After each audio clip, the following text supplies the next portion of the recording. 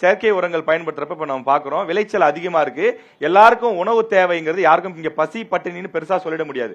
சாலை ஓரங்கள்ல இருக்கக்கூடிய ஒரு சிலருக்கு அந்த பிரச்சனை இருக்காது, வேற காரணங்கள். இங்க தன்னிறைவா இருக்கிறோம், நம்ம தன்னிறைவா இருக்கிறோம். ஆனா இயற்கை விவசாயம் அப்படின்னு போனோம்னா விளைச்சல் அந்த அளவுக்கு இருக்காது, குறைவா தான் இருக்கும்.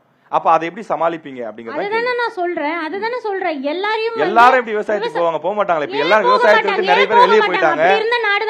இப்ப நான் இருக்கிறேன், இப்ப நான் படிச்சிருக்கேன்னு வச்சுக்கேன், பொறியாளரா நான் இருக்கிறேன். இப்ப நான் ஏற்கனவே ஒரு 60,000 ரூபாய் சம்பளத்துக்கு பொறியாளரா ஒரு இடத்துக்கு போயிட்டேன். இப்ப நான் எப்படி திரும்ப விவசாயத்துக்கு போவேன்? உங்க வீட்டுல உங்க பூர்வீகமா யோசிச்சு பாருங்க. ஒருவேளை உங்க குடும்பம் விவசாய குடும்பமா இல்லனாலும் இந்த தமிழ்நாட்டை பொறுத்தவரை, இந்த விழுப்புரத்தை பொறுத்தவரை 99% குடும்பங்கள் விவசாயத்தை அடிப்படையா கொண்ட குடும்பங்கள் தான். கொஞ்சம் கொஞ்சமா பாத்தீங்கன்னா என்னுடைய தாத்தாவே விவசாயம் தானே பண்ணாரு. ஆனா எங்க வீட்டுல இப்ப யாருமே விவசாயம் பண்றது இல்ல. காரணம் என்ன? யாராலையும் அதுக்கான விளை பொருட்கள் கடந்து நிறைய தூரம் வந்துட்டோம். இதுக்கப்புறம் திரும்ப இப்படி விவசாயத்தை நோக்கி போவாங்க. ஏன்னா போக முடியாதுன்றீங்க? இப்ப ஆர்கானிக் அறிவியல் வளர்ந்திருக்கு, தொழில்நுட்பங்கள் வளர்ந்திருக்கு, அதை நோக்கி போறதுங்கிறது ஓகே. ஆர்கானிக் விவசாயத்துல விளைஞ்ச பொருட்கள் போது நீங்க வாங்குறீங்களா வாங்கலையா? ஏன் போய் வாங்குறீங்க? அதுக்கான விலை ஏற்றப்பட்டதா இல்லையா?